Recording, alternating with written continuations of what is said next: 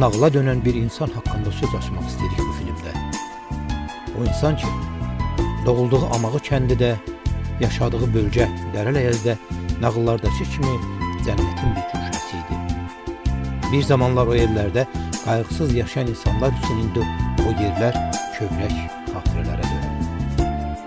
Haqqında söz açacağımız insan Novruz Dünyəmaliyevin ömrü də qəlblərdə xoş xatirələrə dönür.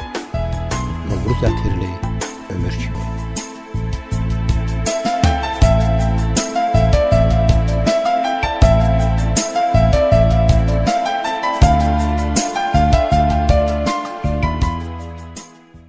Novruz Dünyəmaliyev çox qoçaq adamdır, qəhrəmandır, sözü mərdanə deyəndir, çörək verəndir.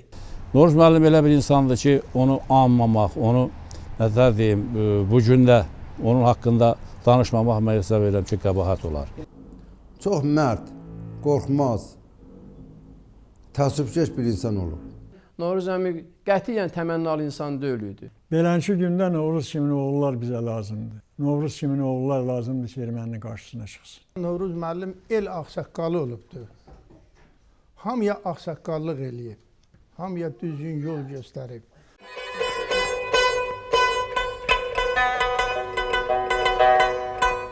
Ata yurdu, doğulduğun el-oba dünyanın hər yerindən gözəl və nurludur. Yurd övladı üçün ayaq açıb yeridiyi, dünyaya boylandığı yeri canının bir parçası saymalıdır. Bu təbii harmoniyanı ölümdən başqa bir şey ayıra bilməz. Bu ilahi məhəbbətlə dağı dağ üstə qoymaq olar. Atam yurdunu sevən bir kişi olubdu. Bizə də öz yurdunu sevməyi təqlin edib ki, həmişə öz yurdunuzu sevin, öz elinizə, obaza əl tutun, kömək eləyin. Babam əskər kişi, Şahgəldiyev. Şahgəldiyev əskər, Dünyəmalıoğlu. Atam Dünyəməliyev Novruz əskər oğlu. Dünyəməliyevlərin əsli indi burada da məşhurdur, hamı tanıyır. Atama görə, atamın işinə görə, adına görə hamı tanıyır ki, belə bir kişi olubdur. Belə mərd, qoçaq.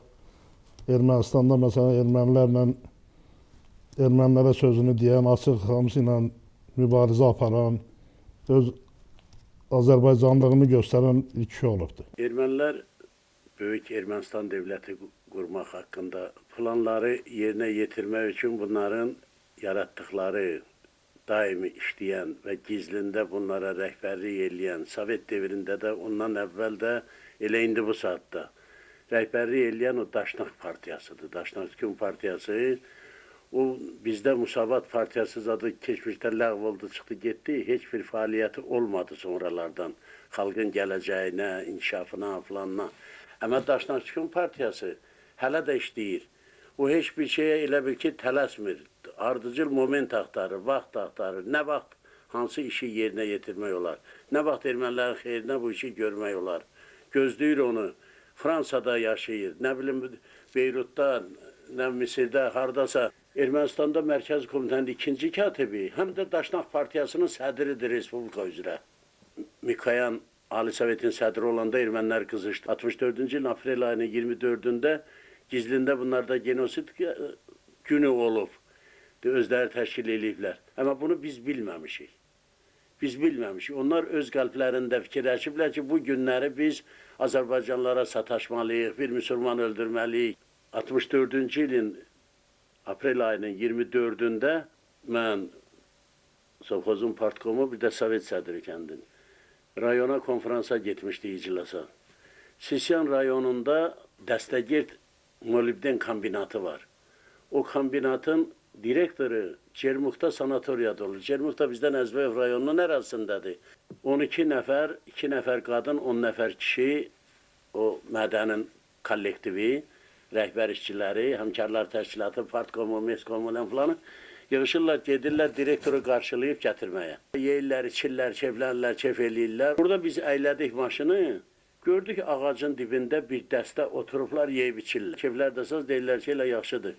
Yolda əylədək, bu erməni Azərbaycanlardan birini öldürək. Biz maşına oturub gördük, bunlar da durdular. Tez doldular maşına, Volga maşın keçdi, yolda dar yoldu, vaxtı dağ yoludur. Bunlar Volga keçdi qabağa, Vilis'te dalda, biz qaldıq ortada. Demək, onlar bizi ortaya qatıb aparmaq fikrindədir, biz bilmirik. Gördük, biz maşını sürdük, gördük qabataki Volga bizə yol vermir keçməyə. Biraz getdik, biraz aralaşdıq oradan. Qabaqda Volganı saxladılar, dalda bir də gördük maşından töküldülər. Bizim maşının o şüşə yerindən başladılar mənə şoförü vurmağa. İndi bəhanə şoförü gətirdilər ki, bu nə olub, axırı imkan da vermirlər, qapını çıxıblar, qoymurlar biz düşək. Elə o şüşə yerindən istəyirlər şoförü vururlar, vurdular, biraz da başı cırıldı belə. Bir təhər ki, mən qapını açdım, zordan düşdüm aşağı. Dedim, nə olub, nə falan, nə eləyib sizə, bu kimdir, bunu tanıyırsınız falan. Dedilər, yox, siqnal verdi, bizi narahat elədi. Düz siqnal verdi, narahat elədi, biz əylənək, siz keçin, gedin. Yaxud da gözləyin, biz çıxaq gedək, yol verin, biz keçək gedək, tələsirik falan. Yox, biz bu şoförü öldürəcəyik.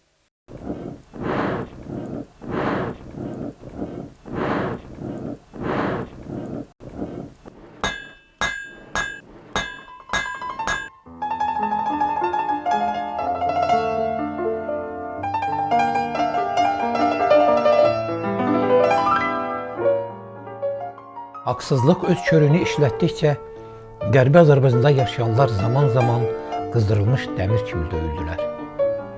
Amma elə insanlar oldu ki, döyüldükcə bərkidi, əzimləşdi, özünə inamı artdı.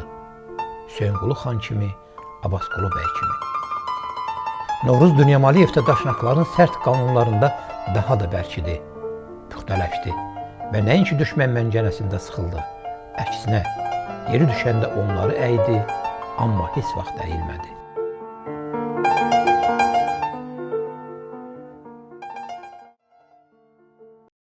Sonra baxdım bir dənə, mən boyda iri şilyapalı biri vardı. Yəqin ki, bunların direktoru budur. Gördüm ki, bunların rəhbəri budur.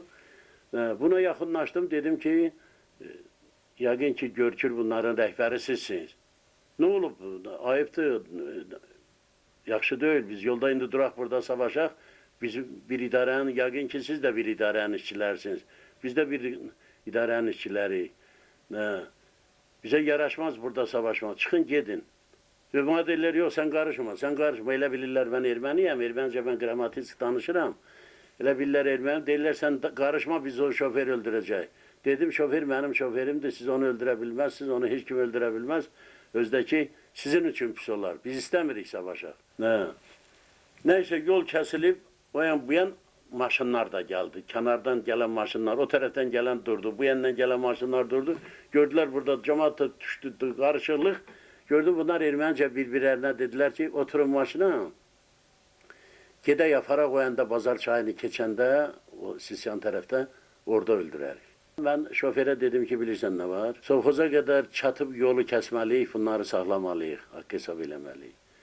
Ya da ki, görsən ki, keçə bilmirsən qabağa, daldan onların maşınlarını vurub dağ döşüdür. Yamaç yoldur, belə dağın döşü ilə yol gedir, altı dərədir.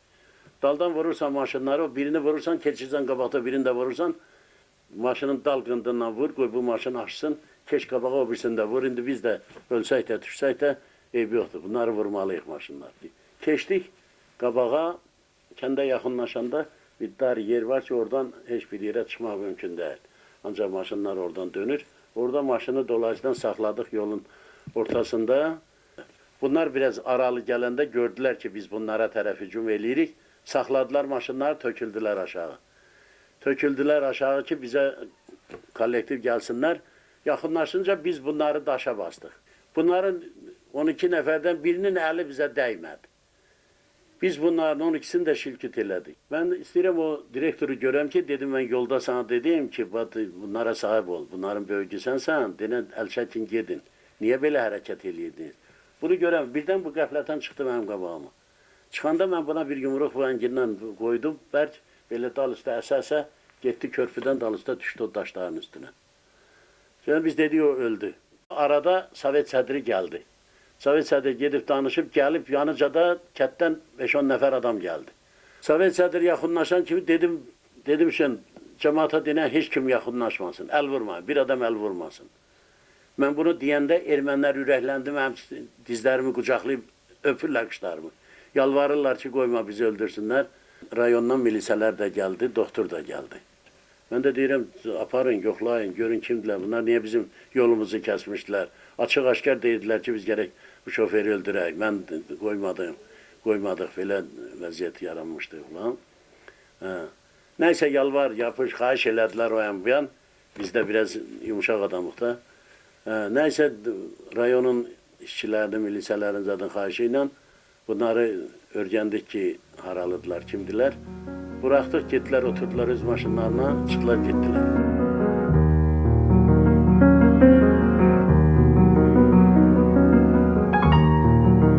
Novruz Dünyamaliyev kommunist rejimində Sovet qanunlarının qılıncının dalı qabağı kəsən vaxtlarda doğuldu, yaşadı, fəaliyyət göstərdi.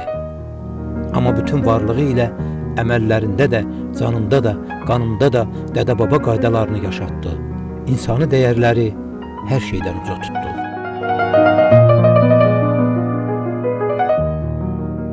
Novruz çox sərt adamıdır, obyektiv adamıdır.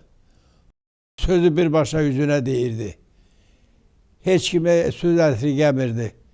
Nə olduğu, olduğu kimi deyirdi. Necə qəbul edirdi başqa şeydi, amma olduğu kimi deyirdi. O el ağsaqqalı oldu. Bütün Abşeron cəmaatında, Qarabağ cəmaatına, əksəriyyətin ağsaqqallıq eləmişdi. Çox adamlara o hörmət eləyib, çoxlar vəzifələrə vəzifə qoyubdu. Çox vəzifələrdə işləyiblər onlar. Hörmət sahibi olublar. Novruzla hamı hesablaşırdı. Demək olar, işçi də hesablaşırdı.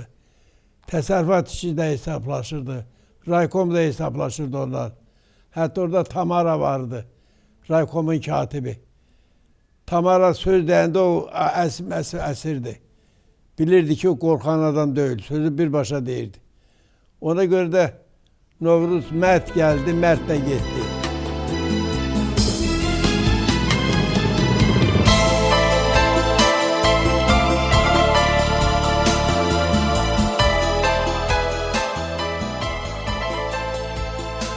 Dərələyəzdə dünyaya göz açmışdı. Və Dərələyəzi doğulduğu Amağı kəndini də dünyalar qədər sevirdi. İlan yuvasına dönən Ermənistan adlandırılan yurtlarımızda erməni daşraklarına qarşı mübarizə apardığını və onlara layiqli cavab verdiyinə görə ömrünün məhsullar dövrünü vətənin şərq tərəfində, Abşeronda yaşamalı oldu. Amma canı qanı ilə, varı varqatı ilə, vücudu və ailəsi ilə Dərələyəzində kimi Dərələyəzi yaşadı həmişə.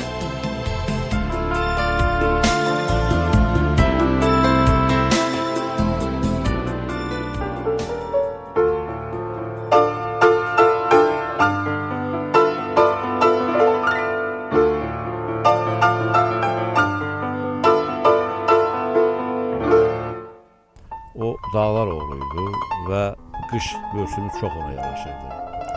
Mərd-mərdana bir kişi idi. Dostluğa da mərdanədir.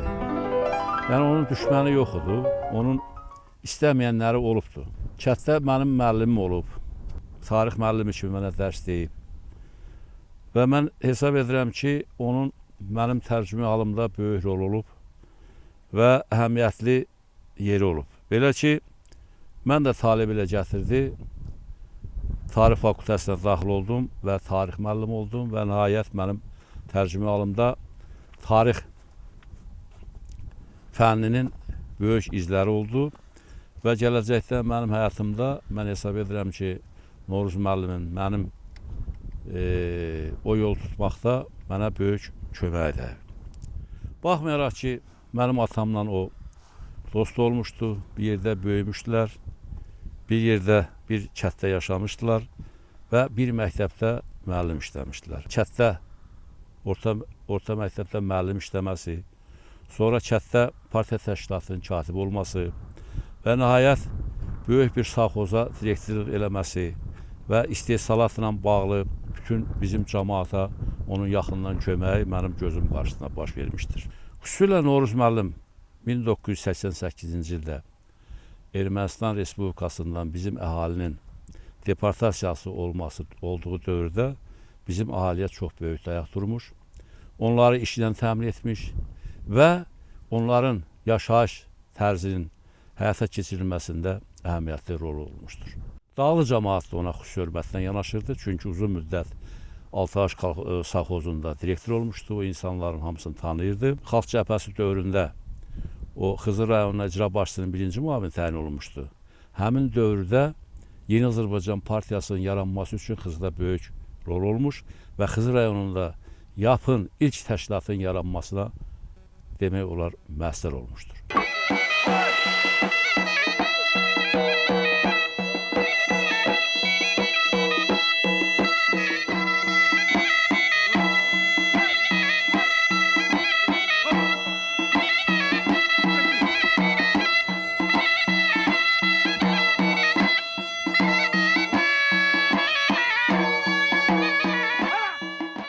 Dost kimi misilsiz bir insan idi. Baxmayaraq ki, o yaşda məndən böyük idi, amma mən deyim ki, o dost kimi bir hər şeyi o məndən bölüşdürürdü.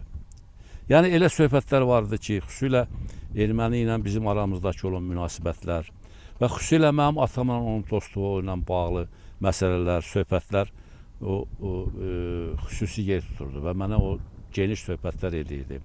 Novruz müəllim mənim atamla dost olmuşdu, uşaqlıq yoldaş olmuşdu və bir yerdə oxumuşdular və bir kətdə böyümüşdülər və bir məktəbdə müəllim işləmişdilər. Ona görə də mən çox gənc yaşlarında, mən 11 yaşında atamı itirmişdim. Amma buna baxmayaraq Novruz müəllimlə hər dəfə söhbət edəndə açığını deyim ki, o mənə həm ağsaqqal söhbəti ilə, həm yaxınlığı ilə falan ilə hesab edirdim ki, mən atamın demək iyini mən ondan alıram. Niyə? O elə məsələlər vardı ki, elə məsləhətlər vardı ki, o mənə onun hamısını açıqlayırdı və deyirdi ki, Əhməd, yol budur. Yəni bu yolla getmək lazımdır, oxumaq lazımdır, elm sahibi olmaq lazımdır, gələcəkdə bu insanlara dayaq durmaq lazımdır. O mənada Novruz müəllimin misilsiz əməyi var mənim tərcümə halımda. Ölər günə qədər mən onun yanında olmuşam və onun dəfnində iştirak etmişəm. Heç vaxtı mənim həyatımdan, mənim tərcümə halımdan o silinməyəcək. Novruz müəllimin yeri o mənada görür ki, elə bir ağsaqqal bu saatı tapmaq qeyri-mümkündür. O elmə, o savada, o mərdliyə nail olan bir kişi hələ yoxdur. Hesab edirəm ki, bizim gənclərin arasından bəlkə də elə bir ağsaqqal yetişəcəksə, buna sevinmək lazımdır. Mən bunu belə hesab edirəm. Amma onun yeri görsənir. Düzdür, Həsən müəllim, Allah canını sağ eləsin, düzdür, indi biraz nəsas kimidir. Mən deyim ki, çox vaxtlar biz Həsən müəllimlə məsləhətləşəndə o da deyir, Novruzun yeri görsənir.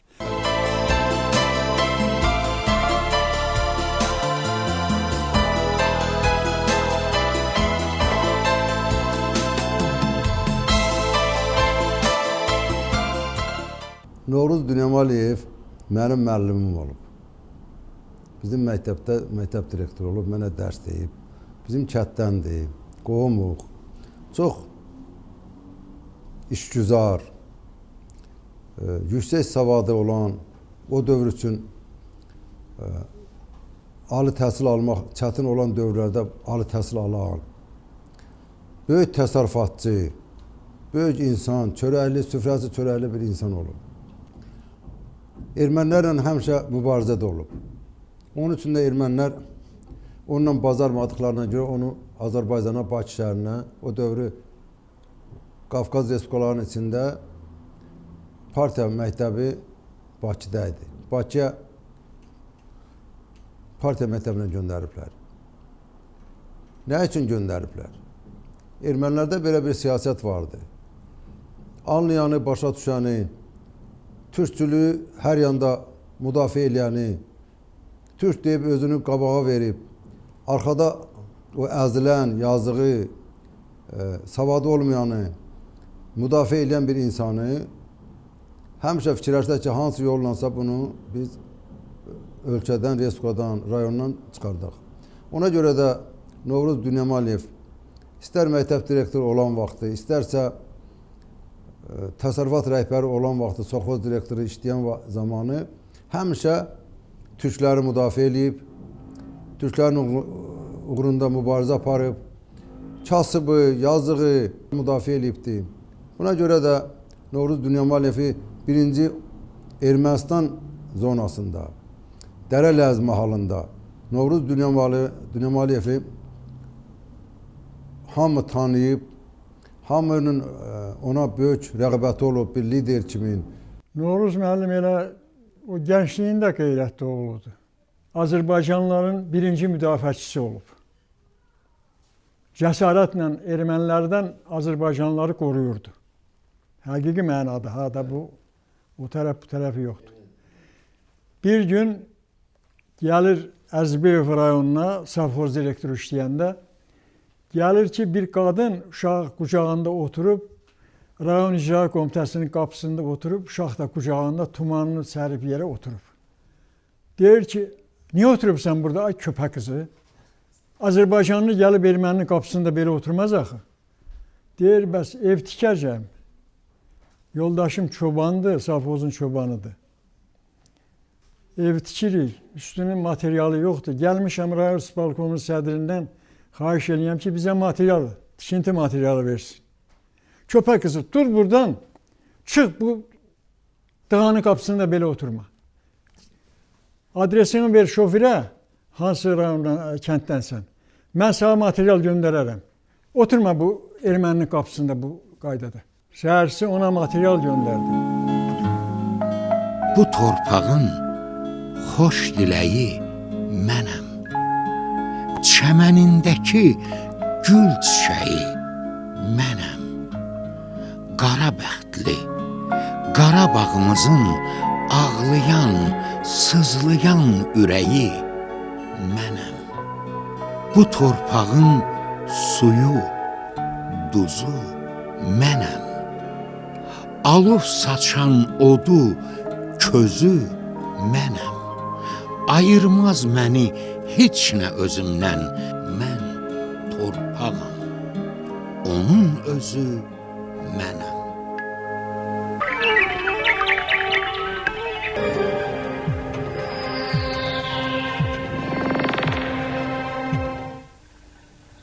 Hər il bu vaxtlar Qərbi Azərbaycanın Dərələyəz bölgəsində olan soydaşlarımız bir yerə yığışar, bir-birini ziyarət edirlər. Dərələyəzi xatırlayırlar və Dərələyəzdə olduğu kimi bu dağların qoynunda yalı tuturlar. Bir zamanlar qardaş olub Hayastan Azərbaycan oxuduğumuz vaxtda erməni təqibinə məruz Novruz kişi Dərələyəzdən dədə-baba torpaqlarından gətirdiyi bu daşlardan bulaq hazırladıqdır. Və bu bulaq bugün Dərələyəzlilərin ziyarət yerinə dönür.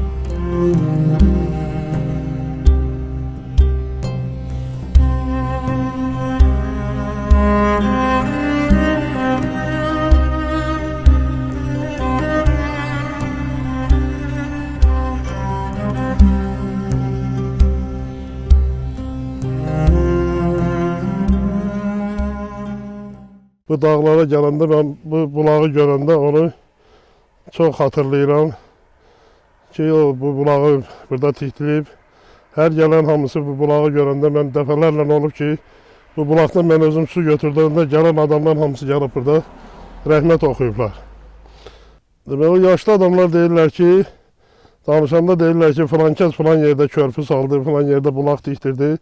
Atam da burada bulaq tikdirməklə özünə elə bil ki, çox böyük hörmət qazandı bir ağsaqqal kimi. Mən hər dəfə gələndə, gəlib burada bu bulağı görəndə mən elə bil atamı gəlib burada yad eləyirəm. Bu bulağı həmişə ziyarət eləyirəm.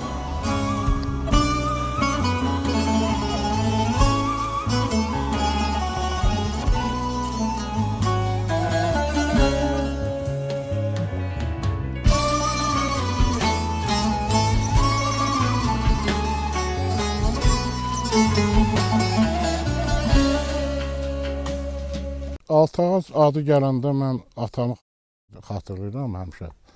Həmişə elə ailə ilə də gəlirik, gəzirik, atamı xatırlayırıq.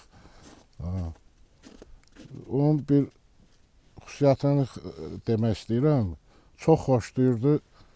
Ailəni həmişə yığıb belə meşələrə getməyə, ailə ilə bir yerdə dağlara getməyə, dağda bitən otlardan, zaddan həmişə gəlirdi, yığırdı, eləyirdi. Deyirdi, bu nə xeyirdir, nədir. Həmişə sevirdi ki, ailə ilə bir yerdə gedək, gəzək beləncə.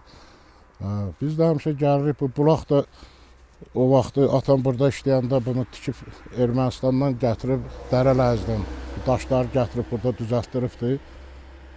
Özü ilə də neçə dəfə gəlib burada elə gəzmişik.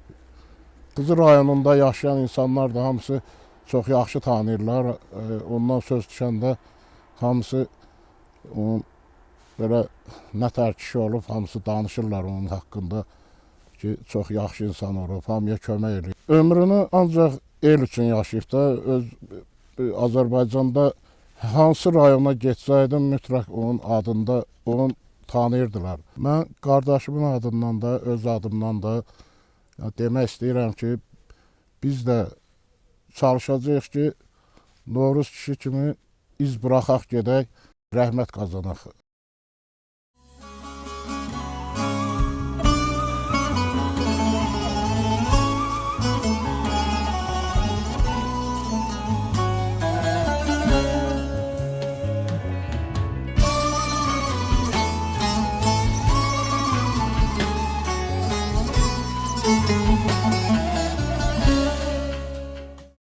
Dünyamaliyev Novruz mənim babamdır.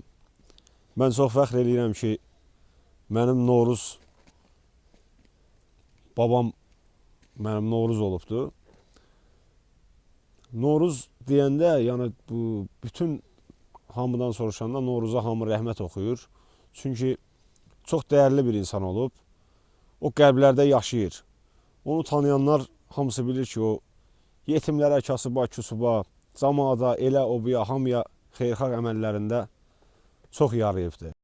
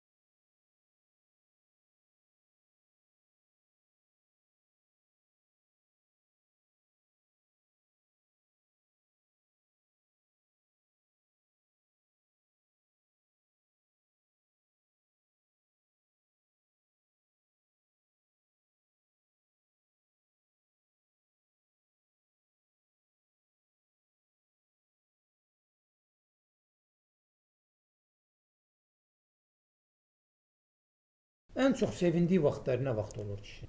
Ən çox sevindiyi, uşaqların ad günündə sevinirdi, nəvələrin ad günündə sevinirdi.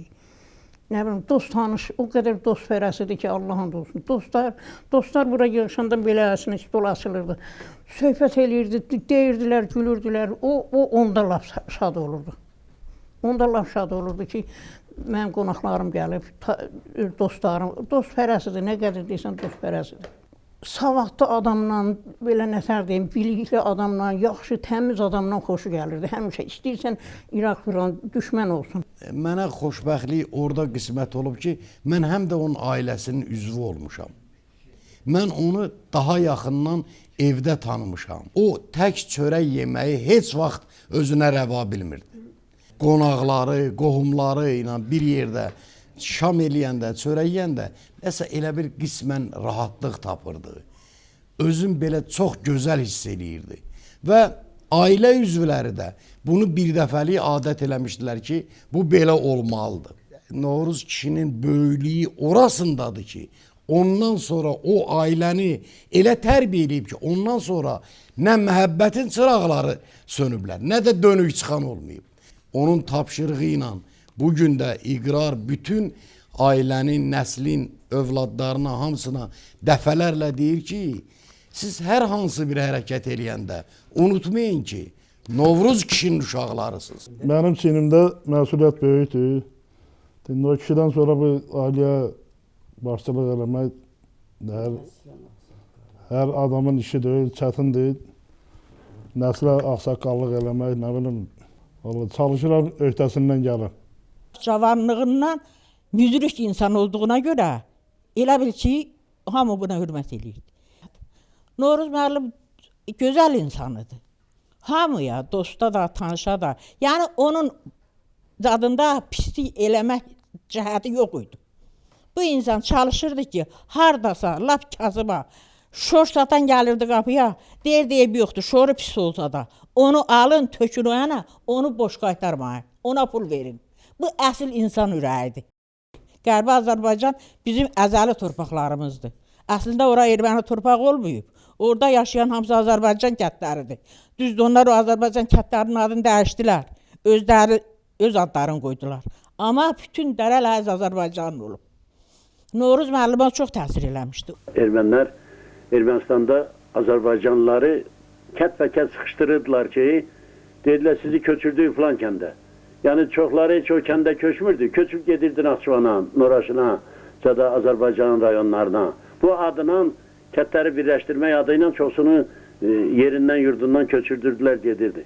O vaxtı köçürdükləri kəndlərdə mənim yadımdadır, 39-cu ildə Ertiş kəndi idi, Nəbilər idi, ondan sonra Alxan Pəyəsi idi, ondan sonra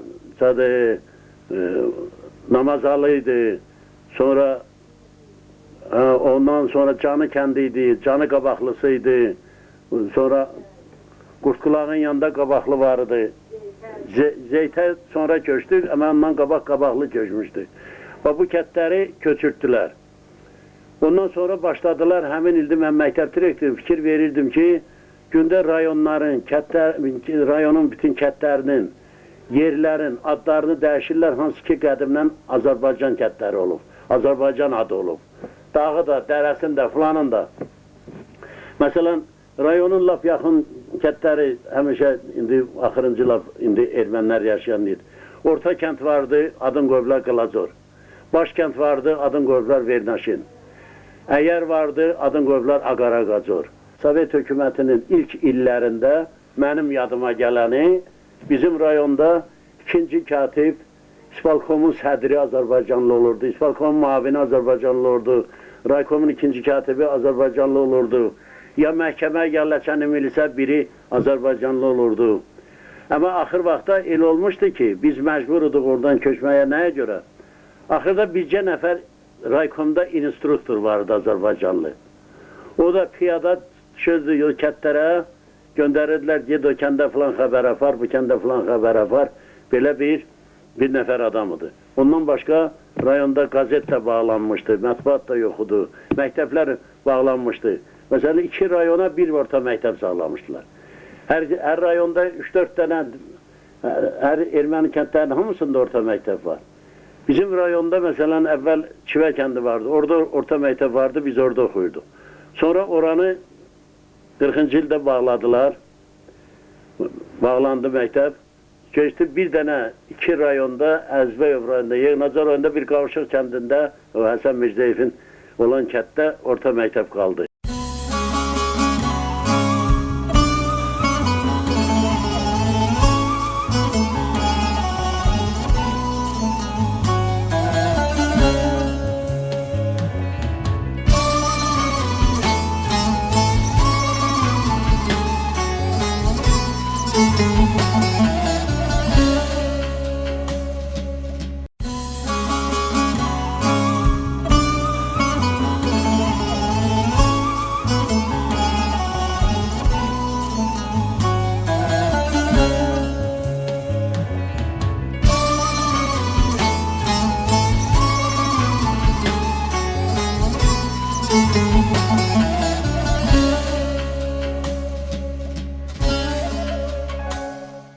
Şərir Dərələz uyezdə olub, rəhbərlik olub, bizim Qozulca kəndi var, Qozulca kəndində olub.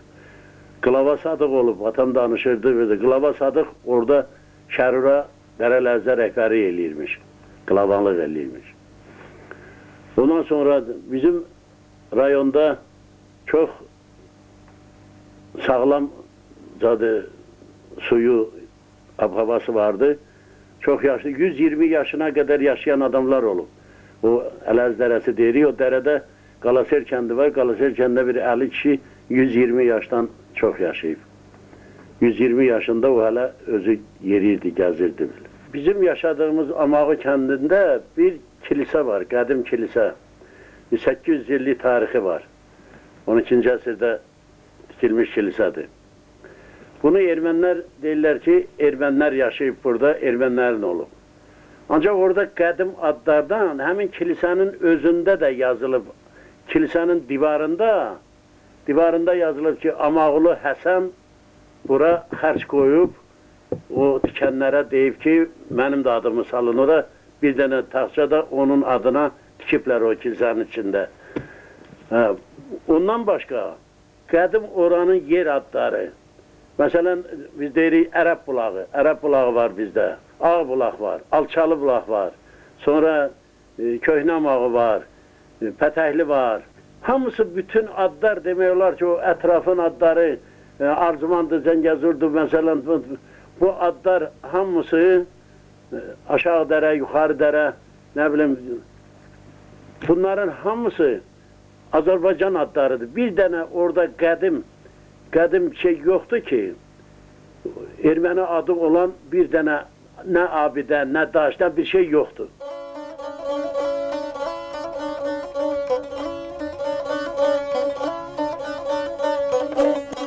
Neçə yayı, neçə qışı vurdum səndə başa dağlar.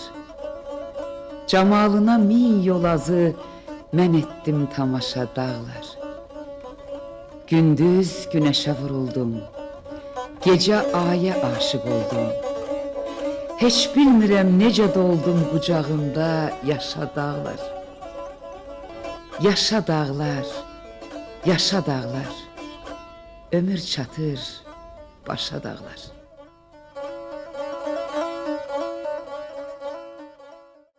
Həm xalqını sevən olub, nəsli sevən olub, nəslin ağsaqqalı olub. Nəsildə bir çətin, ağır iş olanda o həmişə çalışıb ki, o işi başa çatdırsın, yerinə yetirsin. Kimin nə işi olardı, atamın üstünə gələrdi, atamdan kömək istəyərdi. Atam da çox həvəslənərdi. Atamı 70 yaşında olan bir şeirini yada salaq bu. Ata sənin 70 yaşın mübarəkdir mübarək. Badə qaldırın dostlar, deyək, gülək, şənlənək. Ata sənə qurban olum, səni verən Allaha da qurban olum. Kişiliyə xas nə varsa o vermişdir ata sənə. Səndəki bu keyfiyyətlər çoxlarını sarıb qəmə. Hansı birini söyləyim, söyləməklə bitən deyil. Kişilikdə qeyrəti, dostluqda dəyanəti, vətənə məhəbbəti, övlətə sədaqəti. Üstəlik qəddu qamət, boy buxum vermiş sənə. Allah bədnəzərdən qorusun səni. Eldə belə bir məsəl var, hər kim 100 il yaşamasa, günah onun özündədir. Mənsə deyərdim, ay ata, bu Tanrının əlindədir. Ulu Tanrım, yalvarıram, diz çökürəm əyağına. Yüzə çatdır, yüzə çatdır. Atam gərəkli insandır. Yaşamağa haqqı var. Atamın yerində 2 oğlu var, nər kimi oğlanları var. Mən təsəllini o oğlanlardan alıram. Atama həmişə el ağsaqqalı deyirdilər. Mən də bunu çox, yəni belə də dərk eləmirdim ki, nəyə görə el ağsaqqal deyirlər. Yəni son vaxtlar atamla bir yerdə işlədim. Həmişə gördüm ki, kimin nə problemi olur, nəsə bir işi olur, gəlirdi atamın yanına, İşdən sonra götürürdü, onu aparırdı, işlərini, zadını hamısını düzürdü, qoşurdu, həll eləyirdi. Yəni, mən sonra başa düşdüm, gördüm ki, ona görə də ona el ağsaqqalı deyirlər. 5 il ərzində mən onun qayğısını gördüm. Hələ o vaxtı qaynatan düzdür, deyildi. Ancaq necə atamla möhkəm dost olmuşdu. O münasibətlə hər il, hər ay demək olar ki, mənim təhsilimlə, mənim dərslərimlə maraqlanırdı. Mən ali təhsili başa vurandan sonra əmək fəaliyyətinə başladım. Elə o vaxtı da nəysə da kürəkən oldum. Bir insan kimi büxtələşməyimdə, əmək fəaliyyətimdə həmişə onun yolu ilə çalışmışam gedə. Mən də bir nəvə kimi fəxr edirəm ki, mən Novruz Dünyam Aliyevin nəvəsiyəm. Yəni, mənim babam bir canlı bir akademiya olub, biz elə bil ondan dərs almışıq.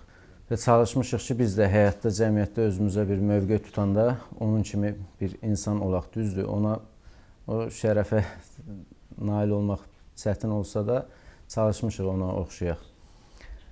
Mən bir nəvə kimi, ümumiyyətlə mən bir Azərbaycan gənci kimi onu deyə bilərəm ki, həyatımda mənim 2 şəxsiyyət olub ki, onlar bizim üçün, yəni onların barəsində danışılsam, qutarmaq olmaz, yəni buna vaxt da yetməz. Onların hər bir hərəkəti, yəni sahilləri görünməyən dənizə bənzəyir. Yəni onlar bizim üçün bir akademiya olub. Mənim üçün bu həyatda bir ümumilli liderim Seydər Əliyevdir və bir də mənim babam Novruz Dünyam Aliyevdir. Novruz Dünyam Aliyev Dərələyəzin ən məşhur adamlardan biri olmuşdur. O, Amağı kəndində boya başa çatmışdır. Onun atası da ağsaqqalıdır. Qardaşı Əziz də ağsaqqalıdır. Novruz boyca uca boylu adamıdır. Cəsarətli idi. Yeməyindən, içməyindən qalan adam döyüdü.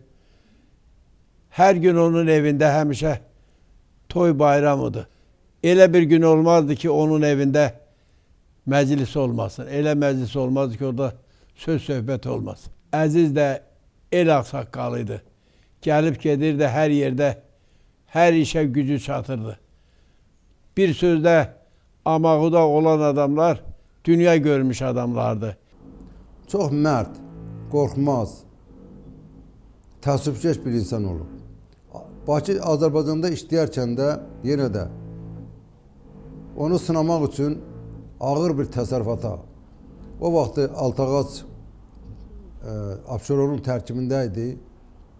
İndiki inkişaf yox idi, çətin idi. Maşın getmək, qarda, boranda, dağ yeri olan bir yerdir. Bunu siz bilirsiniz. Novruz Dünyam Aliyevə ora sovxoz direktoru təyin elədilər. Ondan əvvəl orada bir erməni direktoru var idi. Bunu qəsdlə sınamaq üçün göndərdilər ki, görək bunun bacarığı, işi necədir. Həqiqətən də Novruz Dünyam Aliyev o təsərrüfatı qaldırdı, inkişaf elətdirdi və sübut elədi ki, bəli, mən işləyənəm, mən bacaram, mən qabiliyyətim var. Ondan sonra rayon bürosu qərar verib onun Xırdalan şəhərinin içində yaranmış sovxoza direktor təyin elədilər. Novruz eyni zamanda çox sədaqətli bir dostudur.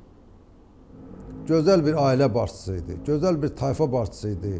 Süfrəsi açıq, çörəkli bir insan idi. Həmişə onun süfrəsində hər kəs oturardı.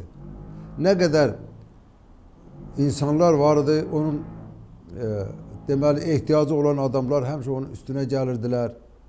Ondan bir kömək diləyirdilər. Novruz Dünyam Aliyev də həmişə bu köməyi əsirgəmirdi. Kimin nə iş olsaydı, özü gedərdi, o adamlarla maraqlanardı, kömək eləyərdi. O eldə, obada bir böyük bir ad çıxartmışdı.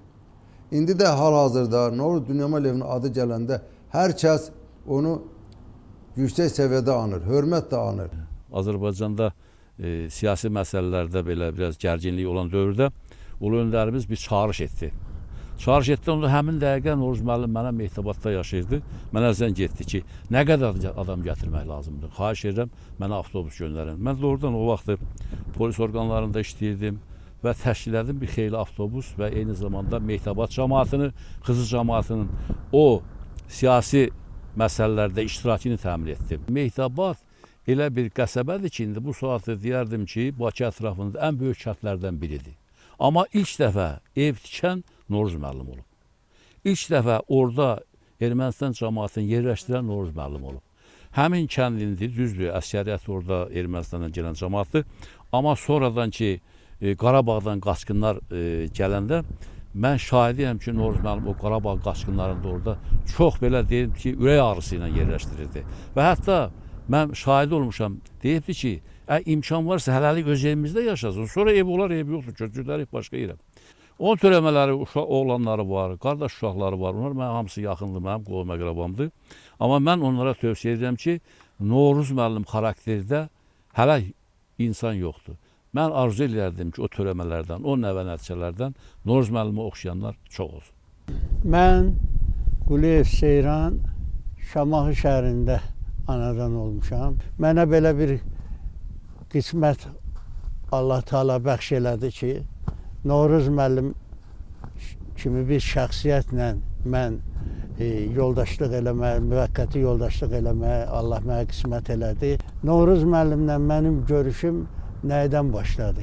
O məni müəyyən dərəcədə tarixə meyilli olduğumu hiss eləyib, Şamaxı tarixindən, Azərbaycan tarixindən, bizə ərazimizə mövcud olan yerlərdən, dağlardan hamısı haqqında həm maraqlanırdı, həm də özü mənimlə ünsiyyət bağlayıb müəyyən məlumatlarda da mənə köməklik göstərirdi.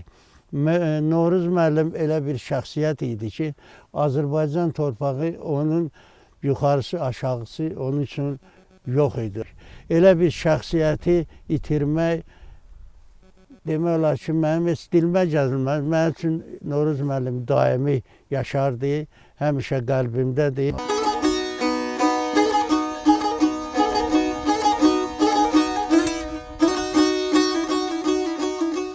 Bir kimsəyə baş əymədim, qorxmadım. Nə yaşadım, özüm kimi yaşadım. Ömür sürdüm dostlarımla, darıxmadım. Nə yaşadım, Novruz kimi yaşadım.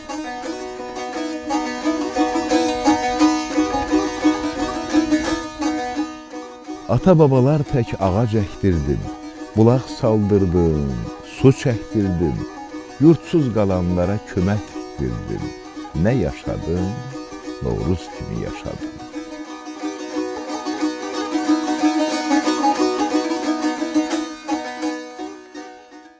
Atam haqqında danışmaq mənim üçün çox çətindir. Həm onun yoxluğunu hiss etmək, həm də ki, o həqiqətən mənim nəzərimdə çox böyük insan idi. Rəhmətlik babam danışırdı ki, qonşularda öz yaşıdında olan uşaqlar var idi. Atam 5 yaşı hələ olmamışdı. Müxtəlif dillərdə, Azərbaycan dilində, Rus dilində, erməni dilində müxtəlif cürbəcür şeirlər danışarmış. Həyətə çıxardı uşaqlarla oynayanda. Başlayırdı bu şeirləri deməyə, bir qonşumuz vardı, deyir erməni. O da hirslənirdi öz oğluna. Oğlu atamdan böyük olub bir neçə yaş. Deyirdi ki, bax görürsən, Azərbaycanlı balası sənin dilində şeir deyir, amma sən öz dilində hələ bir şeir bilmirsən. Atam 6 yaşından məktəbə daxil olur, oxumağa başlayır. Çox fitri istedadı olur, özünü yaxşı göstərir, bir neçə sinif adlayaraq 14 yaşında artıq orta məktəbi bitirir. Naxçıvan şəhərində texnikuma qəbul olur. Ondan sonra Bakıda pedaqoji instituta daxil olur. 50-ci illərdə bilirsiniz bir repressiya dövrü olubdu. O vaxtı ermənilər Azərbaycanlıları yavaş-yavaş işdən oradan çıxartmaq istəyirdilər. Atam məktəb direktoru işləyirdi. Bir gün atamı çağırıb, Ovsepyan adında bir, o vaxt raykom idi da, raykom katibi işləyirdi. Atam içəri girib, görür ki, dayanıb hirsli, əllərini cibinə salıb və bir bəhanə axtarır ki, desin ki, sənin məktəbində nəsə çatışmır, siz buradan getməlisiniz, nəsə. Atam tez əllərini cibinə salır Və kişi qışqırır, deyir ki, əlini cibindən çıxart. Atam da deyir ki, birinci sən çıxart əlini cibindən. Çünki siz bizə nümunə olmalısınız. Siz raykom katibi işləyirsiniz, birinci katibsiz. Biz sizdən nümunə götürməliyik. Valla yenə deyirəm, Novruz müəllim haqqında bəyəm yarım saat, bir saatla onun bütün xüsusiyyətlərini xarakterizə eləmək olar, yox. Bu adam bir nağıl adam idi, nağıl idi. Onun həyatı da, hərəkətləri də başdan başa nağıl idi. Bundan sonra gələcək nəsillərdə, uşaqlarda, nəticələrdə hamısı təbii ki, biləcəklər ki, bizim belə bir qəhrəman babamız olub. Bizim igid, mübariz, çörəkli bir babamız olub. Və təbii ki, onun genləri həmin uşaqlarda, həmin nəvə nəticədə mütləq özünü göstərir.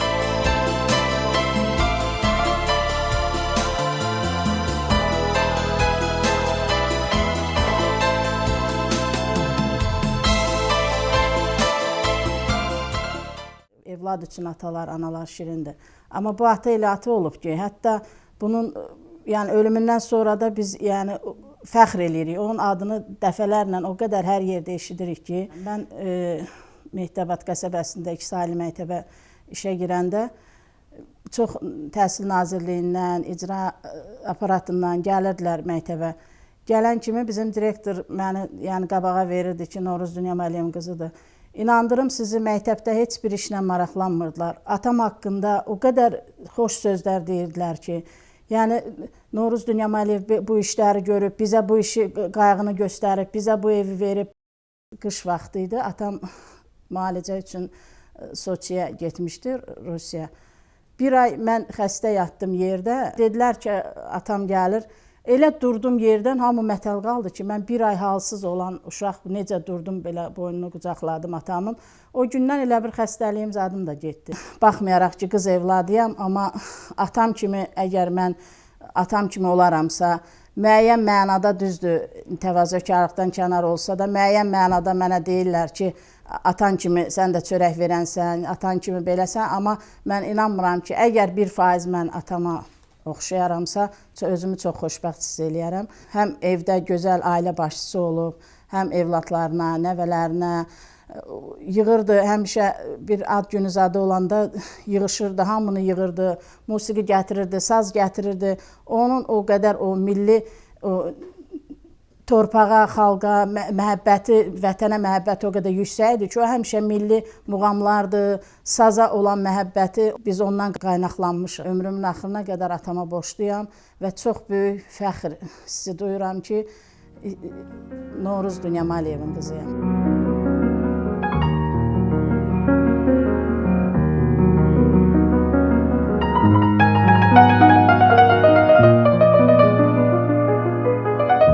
Novruz Dünya Maliyev bütün ömrü boyu zəhmət çəkib, mübarizə aparıb və həmişə də zəhmətinin bəhrəsini görüb, qalib çıxıb. Dədə Baba yurdu Dərələyəzdə də, Xızı rayonunda da, Abşeron rayonunda da ən geri qalmış təsərrüfatları qabaqsallar sırasına çıxarıb. Və o vaxtki Sovetlər Birliyinin medal və ordenləri ilə təəssüf olunub. Dəfələrlə Moskvadakı xalq nailiyyətləri sərgisindəki yarışlarda qalib çıxıb və sərgidə həmişə Novruz Dünya Məliyevin rəhbərlik etdiyi təsərrüfat nümunə kimi göstərilib.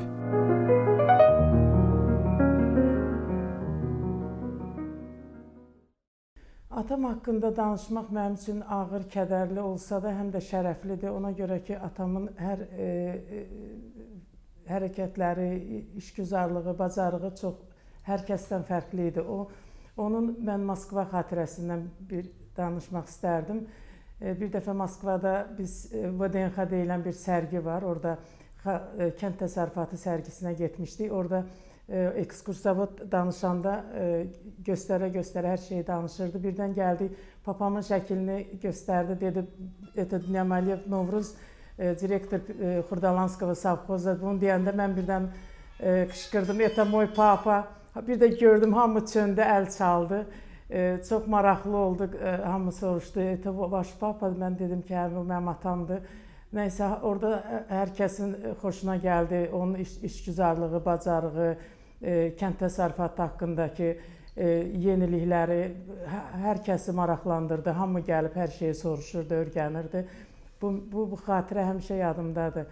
Nə bilim, atamla çox şey danışmaq olardı.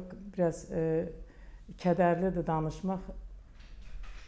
Tanımadığım bir yerə düşmüşdüm. Novruz Dünya Maliyevin nəvəsi kimi özümü təqdim etdim. Bildirdilər ki, burada bizlərə ev verib, yəni iş eli verib, iş güc sahibi eləyib və apardılar elə bir dərəcədə məni qarşılayıb qonaq saxladılar ki, mən həmişə də fəxarət hissi ilə bunu hər yerdə deyirəm və fəxr edirəm ki, Novruz Dünya Maliyevin nəvəsiyəm. Biz çalışacağıq ki, bundan sonra bütün nəvələr adından da biz heç vaxt bizi tanıyanlar bilir ki, baş aşağı heç bir hərəkətimiz olmuyor. Novruzla bir yerdə böyümüşük.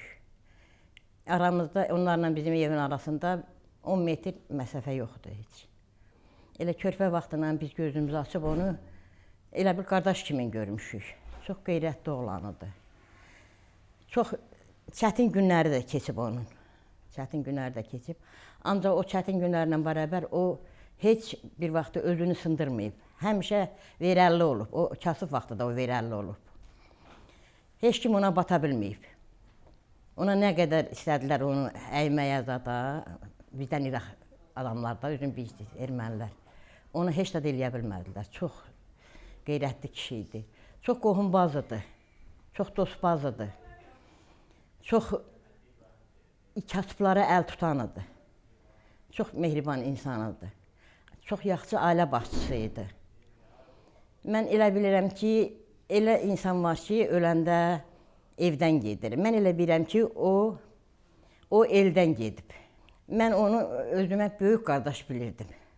O mənim atam, anam rəhmətə gedəndən sonra da o mənim elə bir qardaşlarıma, bacılarıma hamısına ata oldu. Özümə ata oldu, özümə qardaş oldu. Çox görünür, Novruzun yeri çox görünür. İnanırsan, bəlkə də hamıdan çox onun yeri mənə görünür. Çünki mənim yoldaşımdan sonra o mənim uşaqlarıma ata oldu. O bizə qanat verdi, o mənə qanat verdi. O olmasaydı bəlkə də indi mən dünyada yaşamırdım da. O mənə elə ürək dirək verdi ki, dedi qorxma. Bu dünya onun kimi hələ adam gəlməyib. O insan gəlməyib. O insan o qədər qeyrətli, o insan o qədər qohum-pərəst, o insan ya kasıblar atası, kasıblar anası, yetimlər anası olubdur.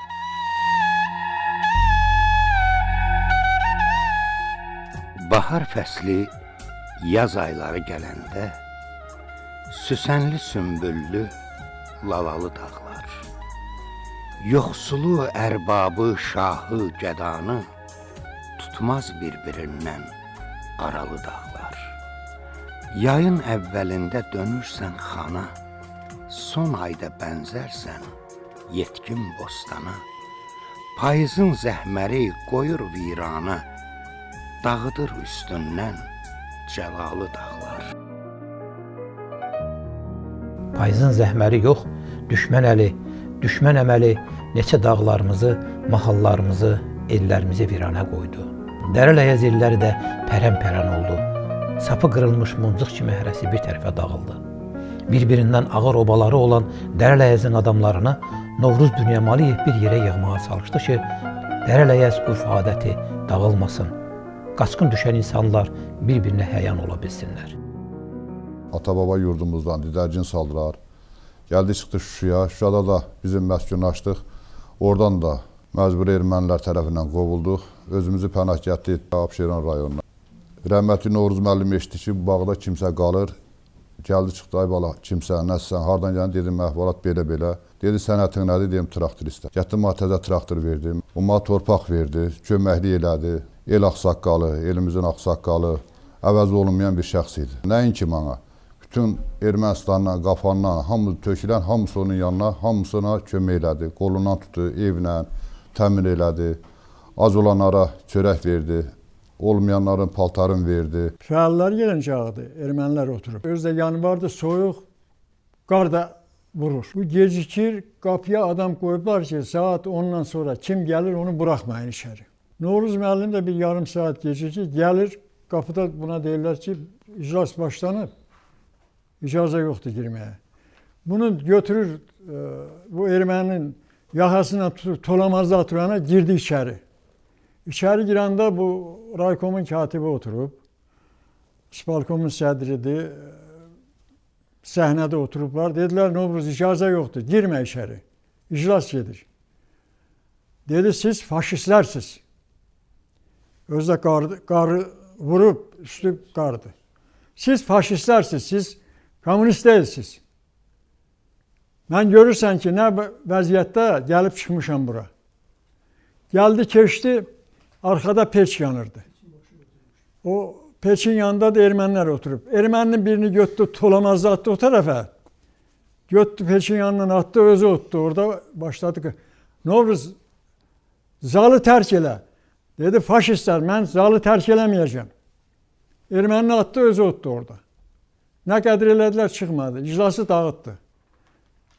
Gözəl qaməti var idi. O gedəndə elə bilirdin ki, doğrudan da haranırsa böyük bir sərkərdəsidir. Böyük bir şəxsiyyətidir. Onun o şəxsiyyətinə görə, o yaraşığına görə, o formasına görə də Allah ona hər şey vermiş.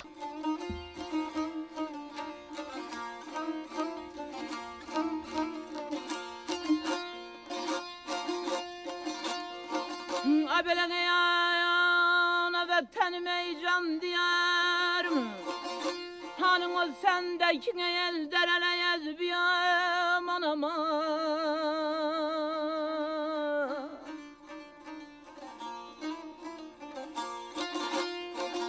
Elen ey cennet mekanım ey dağ garım. Peren peren oldun el dereleyez. Yaram göz göz oldu bil dereley.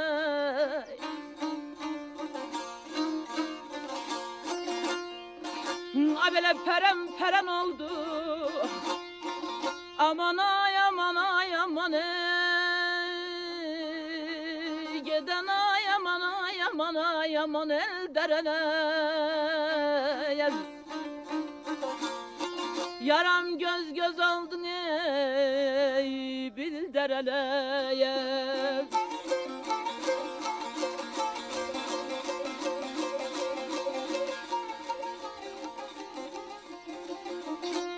O insan elə bir insandır ki, həyatda silinməyən izlər buraxıbdır. 30 ildir bu evdə gəlinəm. Ancaq bu 30 ildə mən o insandan atalıq qayğısı görmüşəm. Yəni onun övladlarına, nəvələrinə bəslədiyi qayğı. Övladlarıma da, istər qızıma, istər oğluma, istər o birisi nəvələrinə, qız nəvələrinə, hamısına o ata qayğısı ilə yanaşıbdır. Həyatda elə bir insan tapılmaz ki, bu insan kimi olsun. Son günlərdə də onun həyatında mən heç cürə onun ölümü ilə barışmaq istəmirdim. Elə bilirdim ki, neçə ildir bu insan bu evdə yenə də o stolun üstündə oturubdur, ağsaqqal kimi bizə rəhbərlik eləyir. Onun ruhu şad olacaqdır. Mənə elə gəlir ki, bugün mənim oğlum çalışacaq ki, babasının yolunu davam elətdirsin. Babası kimi bir insan olsun, torpağını, vətənini sevsin. Kəlbəcə torpağı işğallərindən mən bu evdə idim. O insanın qarlı şaxtalı gündə qorxmadan, o buradan oraya adamlar gedirdi, onlarla bərabər orada iştirak eləməz. Novruz Dünyamaliyev bir dəyərli ziyalı kimi yaşadığı bölgənin adət-ənənələrini, etnoqrafiyasını, tarixini və tarixi haqsızlıqlarını çox gözəl bilirdi. Dərələyəz adətləri, toyları xatırlayanda, haqsızlıqlardan, Dərələyəz qırğından söz düşəndə yana-yana danışırdı həmişə. Ermənilər Daldada puskudaymışlar. Tökülüb kəndə bunların hamısını qamarlayıb, yığıblar bir yerə. Kişiləri, qadınları bir dama doldurublar. Kişiləri də gətirib bir dikin başında kəndin bu təpə deyirik. Oradan yuxarı dəriyə baxan təpənin başında yığıblar cəmaatı, düzüblər, qollarını bağlayıblar. 300 nəfərə qədər kişi orada bir ermənilər oturublar, stol qoyub, yeyib içirmişlər. Onların o hərbiçiləri bir nəfərə də beş açılan başında nizə veriblər ki, sən bir cərgə ilə, nizə ilə, döşünlə vur, itələ düşsün dəriyə, ellənsin, geçsin dərənin içinə. Belə-belə vura-vura gəlirmiş, hamısını demək olar ki, qıranda bir nəfər onların içərisində tar verdi ki, Tarverdi kişi onun indi nəvələri durur. Bu Tarverdi kişi əli qolu bağlı döşündə bir dənə kərəntidən hazırlamış tiye varmış. Oradan çıxardır o kəndiri, qolunun kəndirini kəsir. Hamısını belə uzun kəndirlə belə bir-birinə bağlayıb getmişmişlər. Bu kəndiri kəsir, qolunu belə sağlayır, erməni bilməsin. Özdə axşam üstüymüş, qaranlıq basırmış. Bu yaxına gələndə yoldaşını vuranda bu yoldaşına deyib ki, gəl bu ermənini qolumuzu kəsək, ermənini vuraq, aşıraq, özümüz də uçaq dəriyə indi, harada qutararıq. Bu yoldaşı qorxub. Amma bu özü risk eləyib, tez qolunun kəndini kəsib bitər, ancaq belə saxlayıb ki, erməni bilməsin. Gəlib yanında yoldaşını vuranda bu Tarverdi kişi ermənini vurub, aşırıb dəriyə, özünü atıb, özü də ovçu adamıdır. Dərə təpədə çox gəzmiş adamıdır, kolların üstündən hoppanır, gedir dəriyə. Gedir ermənlər orada yeyib içirmişlər, görürlər qalmaqal oldu, erməni yoxdur. Dururlar, qaçırlar ki, biri hellənir yamaç. Nakazva çəmin erməniymiş hellənir. Bunu verirlər güllüyə, onu orada öldürürlər, sonra baxırlar ki, yox, bu həmin ermənidir. O Salman çıxıb gedib, Tarverdi kişi artıq gedib onu görə bilmirlər. Ondan sonra kəndi cəmaatı o 300 nəfərin hamısını qırırlar. Bizim kəndimizdə Baxtiyar kişi danışır ki, daimi dost olduqları, ailəvi evlərinə gedib gəldikləri Qalus kişi, Baxtiyar kişinin qardaşı Camalı deyir, mənim gözümün qabağında yıxdı yerə, başını kəsdi. Novruz müəllim ağsaqqal olmaqla yanaşı çox təşkilatçı adam olubdur. Abşeron rayonunda bir sıra yerlərdə işləyib. 1970-ci ildə Altağac savxozunda rəhbər vəzifədə işləyən vaxtı o savxozu gerilikdən qabaqçılar sırasına çıxarıb. Harada olubdusa, rayon partiya komitəsinin məsləhəti ilə harada yeridə qalmış təsərrüfat varsa, bu adamı ora rəhbər göndəriblər. Orada özün doğruldu. Təhsə bir fakt deyim ki, 1982-ci ildə mən Moskvada olanda Xalq Təsərrüfatı Nailiyyətləri sərgisində Abşeron rayonundan Novruz müəllimin rəhbərliyi elədiyi savxozun bölməsi var idi. Eyni zamanda yaxşı yoldaşdır, yaxşı qohumdur, əhvallı qohumdur. Şəxsən mən bir gün bura gec gələndə axşam zəng eləyərdi ki, haradasan? Novruz müəllim çörəkli adam olub. Onun süfrəsində heç elə olmaz ki, qonaq olmasın. Tək mən onun çörək yediyini görməzdim. Elə gün olmazdı ki, mən gələndə o iki qardaşı bu süfrənin başında görməyim. Bəzən elə olur ki, mən tez gəlirdim. Bəzən elə olur ki, Əziz tez gəlirdi. Mən deyə bilərəm ki, Azərbaycanda qardaşlıq münasibətini bu iki qardaş qədər saxlayan adamların sayı çox azdır. Çox azdır. Bu da ondan irəli gəlir ki, bunlar tərbiyə görmüş adamlardılar. Nəsli kökü olan adam. Nəsli kökü olan adamlardılar. O qohumlarının kasıbı üçün də, lap varlısı üçün də eyni dərəcəli adam idi. Onun ən böyük gözəlliyi oradaydı ki, o fərq qoymurdu. Ali Partiya məktəbində oxuyanda mən APİ-də oxuyurdum. Doğrudan hər 6-cı gün o bizi gəlib musikamediya aparırdı. Bəşir Səfəroğlu'nun konsertinə. Yəni bunun böyüklüyü oradaydı. Elə adam olardı ki, onun üçün partişkolada oxuyan bir adamdır. Dostları, müsahibləri vardı. Gedərdi özü üçün, yeyərdi, içərdi, gəzərdi. Atam ondan böyük olsa da, yenə baxırdın ki, hörmət qoyur. Çünki yaşca kiçik, adətən kiçik böyüyə hörmət qoyar. Amma əqidə cəhətdən insan yüksək olanda, deyir ağıl yaşda deyil, başdadır.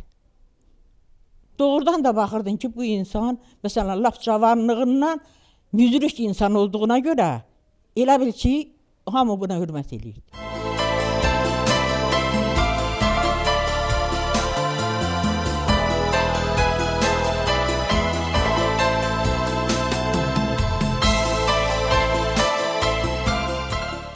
Mən böyük oğlu kimi onu deyə bilərəm ki, mən fəxr edirəm o kişi ilə ki, o kişinin oğluyam. Mən də çalışıram ki, oxşuyum, ona bənziyim. Arzum odur ki, o kişinin getdiyi yolla, biz o yolla gedək, sözümüzə düz, nə bilim, işimizə düz, necə lazımdır, o kişi necə olubsa biz də onun adına layiq hərəkət edək, onun adına layiq iş görək. Qıraq adam həmişə görəndə atamı çox zəhəmli tanıyırdı. Elə bilirdi ki, belə evdə də elədi, zəhəmlidir. Düzdür, belə sifətdən zəhəmli idi. Ancaq bizlə çox, o istəyirdi ki, həmişə biz gəlir oturaq onun yanında.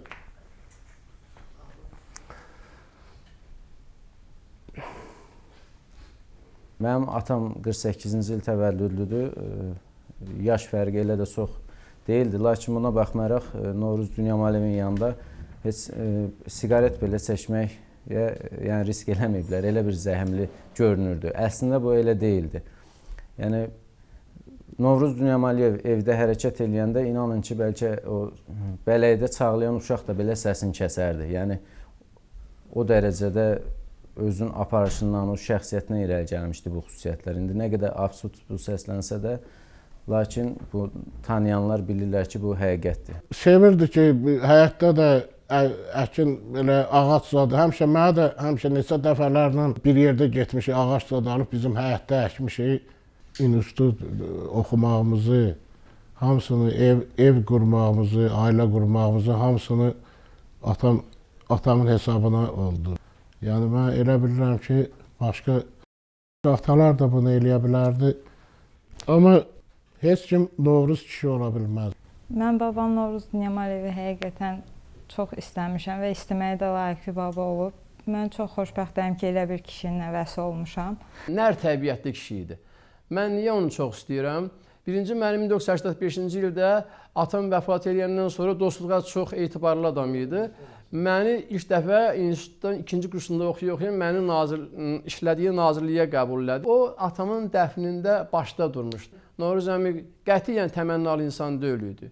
Heç bir kəs deyə bilməz ki, məsələn, filan məsələdə mənə təmənnalı iş görür. Mənə elə gəlir ki, Novruz kimi kişilərin qədrini bizim millət bilməlidir və mən hesab edirəm ki, Novruz əmi bu xalqın talihində önəmli rol oynayıbdır.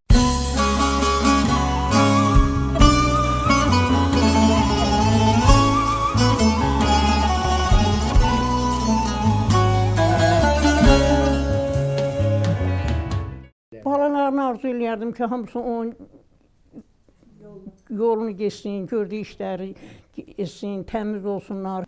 Özü də bir təsərrüfat işində də mənə də həmişə deyirdi ki, heç olmasa ağaçların dibində pomidor ək də bilib belə.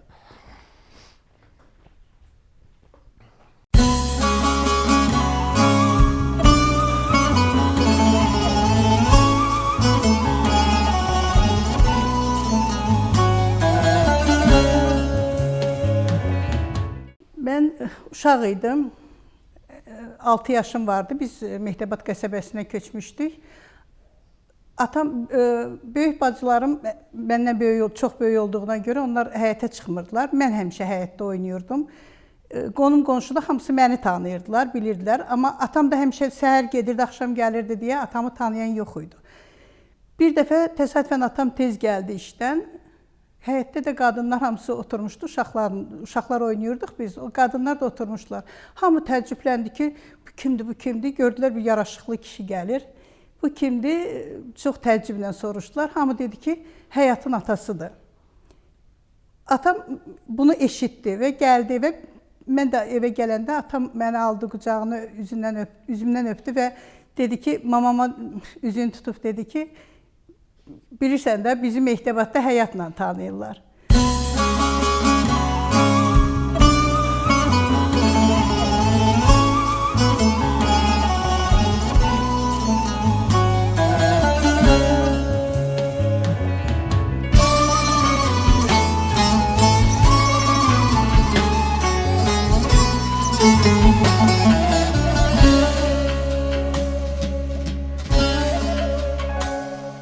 Elə bir xarakteri var idi ki, əsl kişi xarakteri var idi atamda. Həm bizə qarşı çox mehriban idi, həm də çox ciddi idi. O evə gələndə özümüzdən asılı olmayaraq onun elə nə qədər mehriban da bizlə münasibət eləsəydi biz çəkinirdik. Atamla oturub sərbəst söhbət eləyə bilmirdik. O özümüzdən asılı deyildi bu tək bizim yox. Bütün nəsil hamı elə deyirdi. Məsələn, əmim atamdan böyük idi. Əmimlə oturub sərbəst danışırdılar, söhbət edirlər. Atamın yanına gələndə hamı özünü elə bil istər-istəməz yığışdırırdı. Bu nəslin adını elə saxlamaq ki, başqa bir söz-söhbət olmasın. Kişi necə olubsa, biz də onun adına layiq hərəkət edək, onun adına layiq iş görək.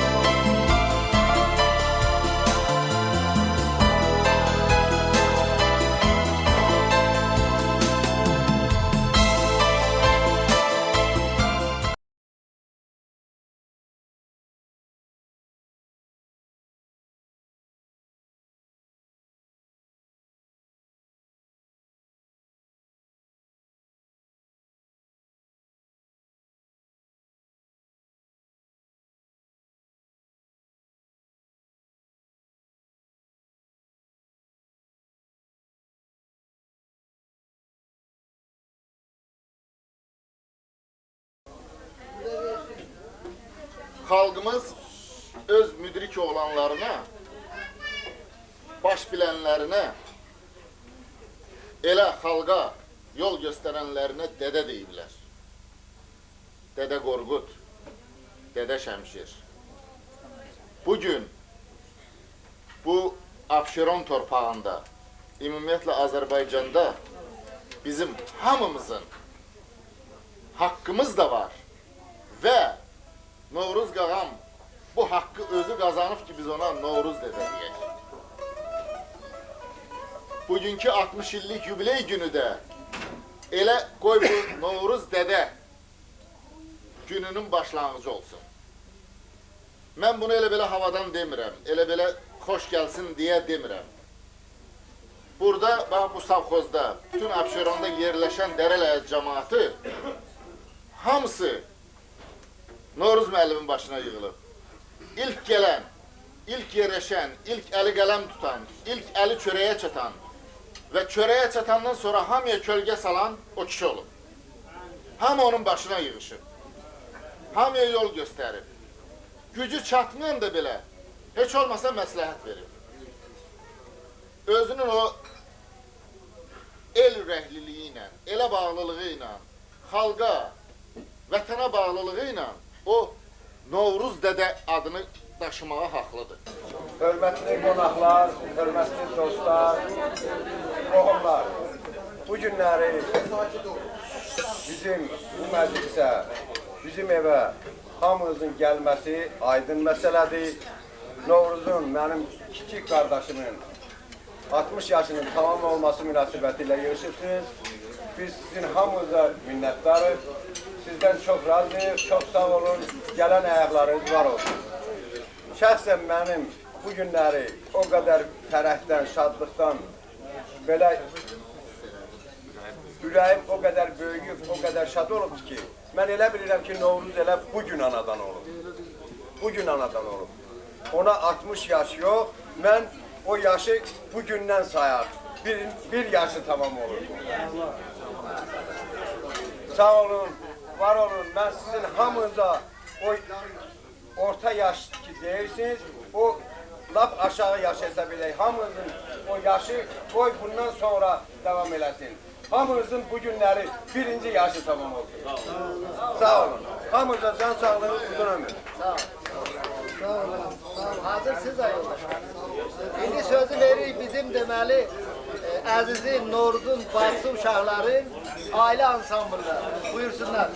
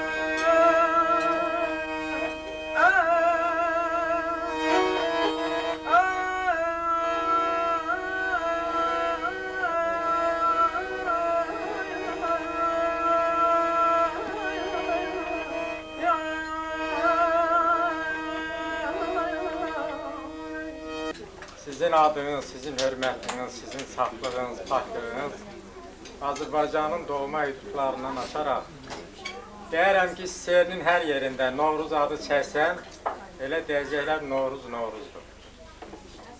Allah bu dünyaya bəxş elədiyi bu gündə səni təbrik edeyim, sizə can sağlığı, uzun ömür arzu edeyim.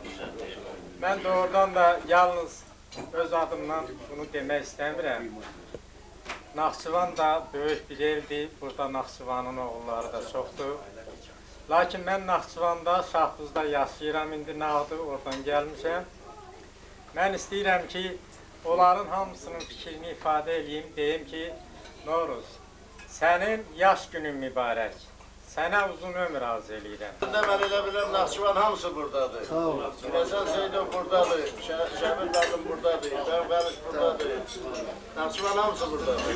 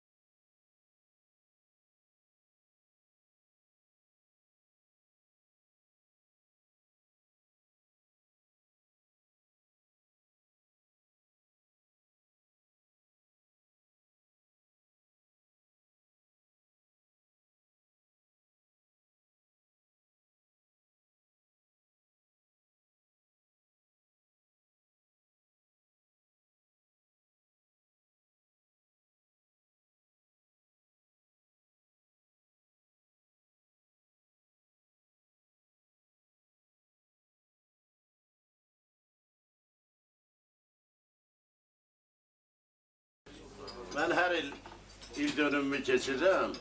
Ancak bu yıl o geçen illerden biraz farklıydı. Ona göre ki yubileydi. Derim ki bak ki hem kocalırız hem de keyif edirik. Ki kocalmışız. Kampanya kururuz, meclis düzeldirik ki kocalmışız. Bu ilki meclisin ben ona göre kıymetli hesap ediyorum ki bizim Kənd Təsərrüfat Nazirliyinin işçiləri burada iştirak edir. Nazirin xüsusi tapşırığıdır. Çingiz müəllim burada iştirak edir. Əvəz müəllim iştirak edir. Ondan sonra Marif müəllim iştirak edir. Hidayət müəllim, Tağı müəllim iştirak edirlər burada. Bizim mənim köynə dostum həm də ki Sovet Kəndi Gazetinin redaktörü Firidun Rəsulov iştirak edir. Ona göre ben size bu ilki böyle nazirliğin dikkatine göre hala sonradan razılığımı eləyəcəm. İndi çok biraz şad meclisi açıram ve hamınıza hoş geldin deyirəm. Sözü verəcək Cengiz müəllimə, Kənd Təsərrüfat Nazirinin muavini Cengiz Fərəcov, hamımızın tanıdığımız güzel bir insan. Bizim hamımızın böyük hörmətlə yad elədiyimiz Yunus müəllim Rızayev nə qədər o hörmətlə, izzətlə Azərbaycanda üzümçülüyün inkişaf etdirilməsi üçün can başla çalışırdı. İbrahim Qurbanov, yəqin hamınızın yadındadır ki, nə qədər bu zəhmətkeş bir insanıdır. Heydər Əliyev cənablarının yetişdirdiyi bu kadr məktəbinin davamçılarından biri də bugün 70 illiyinə toplaşdığımız, ocağına toplaşdığımız, işığına toplaşdığımız bax bu Novruz Dünyam Aliyev. Əlbəttə, o özünə məxsus, şanlı, şərəfli bir həyat yolu keçib. Bir çox şəxsiyyətlərin, o cümlədən, başda Heydər Əliyev olmaqla hörmətli Novruz müəllimi də bu inkişafda, bu istehsalda çox fəal iştirak eləmişdir. Bizim hörmətli nazirimiz İrşad müəllimin sizin iştirakınızla bu məclisə göndərdiyi təbrik məktubu oxuyaq. İrşad müəllim çox böyük məmnuniyyətlə bu məclisdə iştirak eləmək istəyirdi. Lakin taleyin ixtiyarından uzağa qaçmaq olmur. Təxminən yarım saat bundan əvvəl prezidentimiz, hörmətli prezidentimiz Heydər Əliyev cənabları onun yanına dəvət elədi. O xahiş elədi ki, mən onun salamını həm sizə yetirim, həm də onun təbrikini sizə çatdırım. Abşeron rayonu Tədarük və Satış İdarəsinin müdiri Dünyam Aliyev cənablarına. Çox hörmətli Novruz Əsgəroğlu, sizi kənd təsərrüfatı sahəsində çalışan ən istedadlı təşkilatçılarından biri kimi anadan olmağınızın 70 illiyini və kənd təsərrüfatı sahəsində fəaliyyətinizin 50 illiyi münasibəti ilə sizi səmimi qəlbdən təbrik edir, sizə ən gözəl arzularımı bildirirəm. Siz çox çətin, lakin olduqca şərəfli bir həyat yolu keçmişsiniz. Fədakar zəhmətinizlə sıravi kolxozçuluqdan Respublika səviyyəli rəhbər işçiyə qədər yüksəlmişsiniz. 25 il fasiləsiz rəhbərlik etdiyiniz savxozlar Respublikada ən qabaqcıl təsərrüfatlar sırasına çevrilmiş, 17 dəfə ölkəmizin ən yüksək mükafatları ilə təltif olunmuşdur. Ömrünüz boyu siz torpağa, insanlara, əhalinin güzəranının yaxşılaşdırılması işinə xidmət etmişsiniz. Azərbaycan torpağının və xalqımızın süfrəsini bərəkətli görmək istəmişsiniz.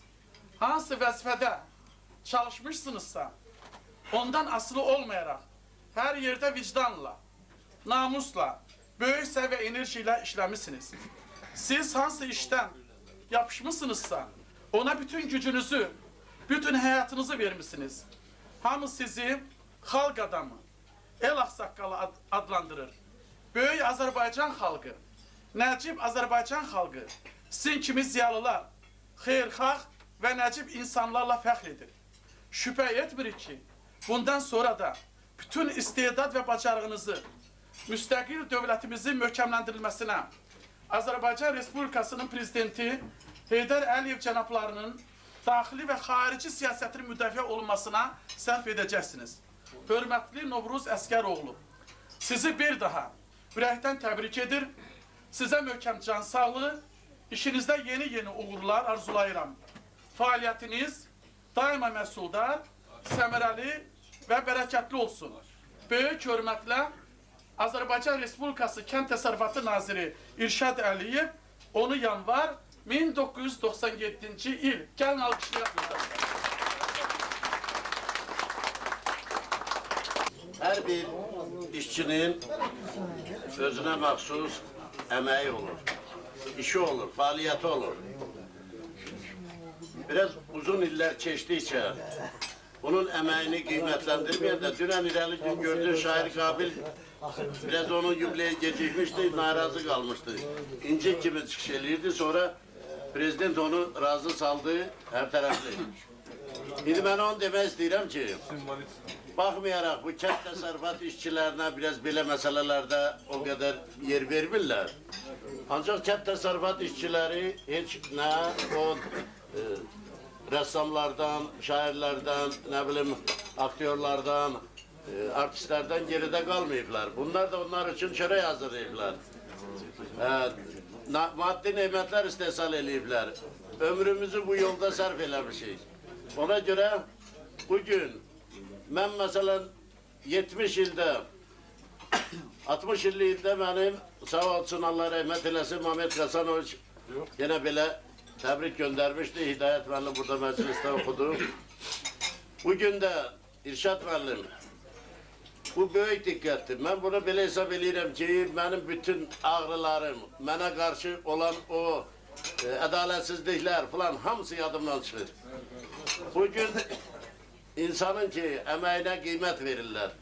O diqqətdir. İnsanda ən şuurlu məsələ insanın insana diqqətidir.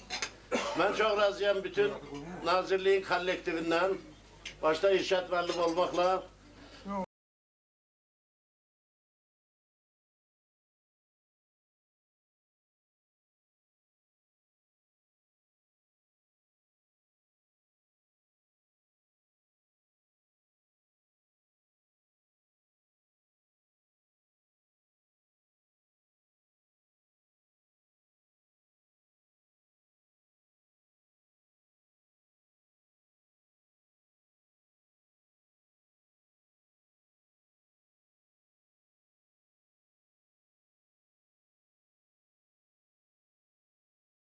Mən həmişə Novruz müəllimlə ünsiyyətdən böyük daxili məmnunluq keçirmişəm.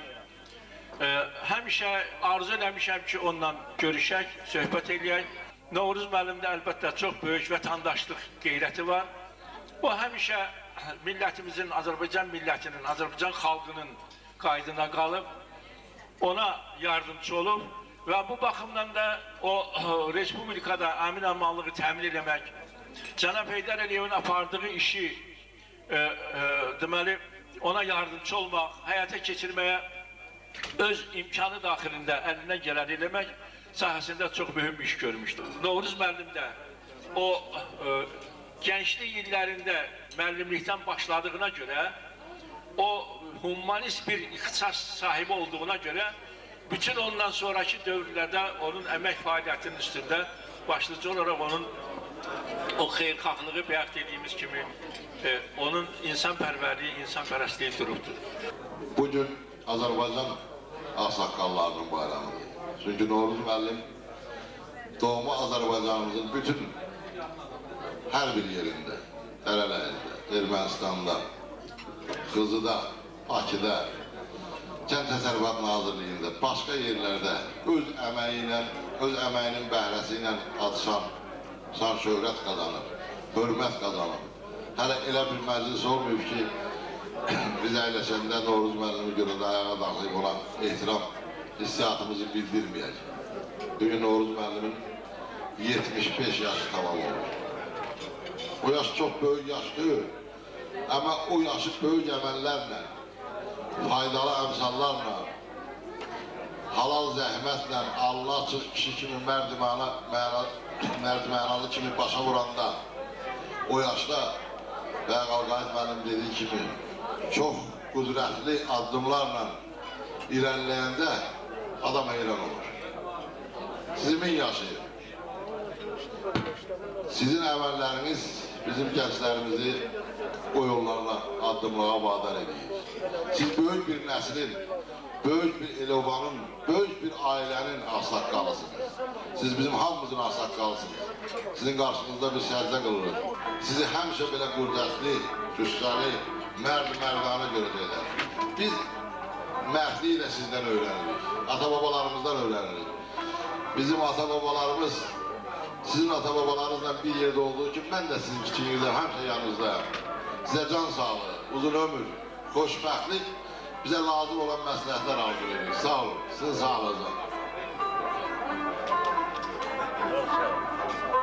Hamınız bilirsiniz, görürsünüz, oxumamışam. Amma bugün Vaqif müəllimin o çıxışından sonra bir dənə Naxçıvan havası oxuyacağım.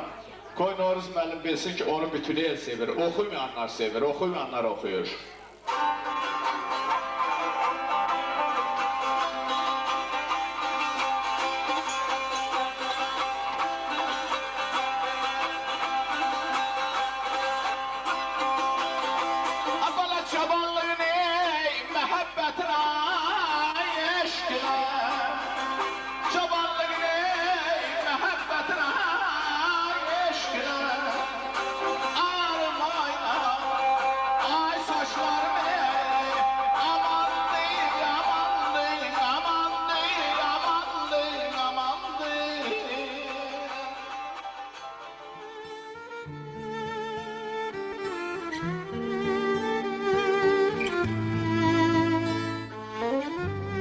Nəinki öz doğmaları, Amağullar, dərəl-əzizlər arasında, dostlar, ziyalılar, qədir bilən insanlar arasında da Novruz Dünyəmaliyevin yeri görülməkdədir.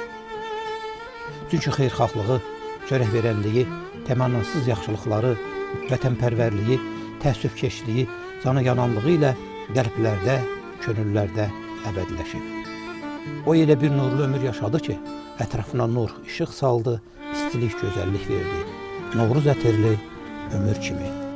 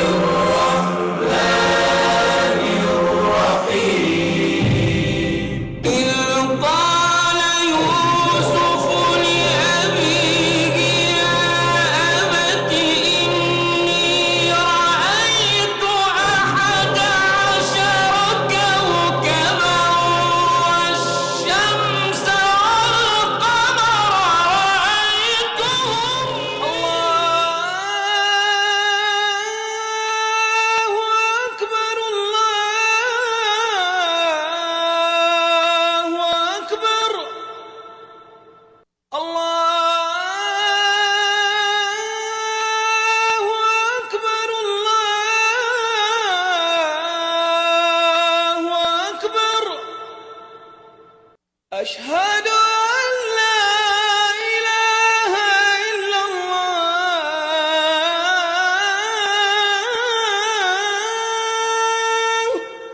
أشهد أن لا إله إلا الله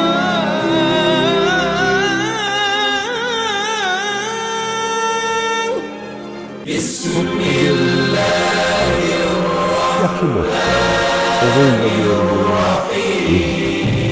Sert kışta gördüm çaylı yazdı. Ne yaşadım? Evde gah akşam gah çetin yaşadım. Bir kesten uzatmadan metin yaşadım. Derele yaktı, çok çetin yaşadım. Ne yaşadım? Novruz kimi yaşadım.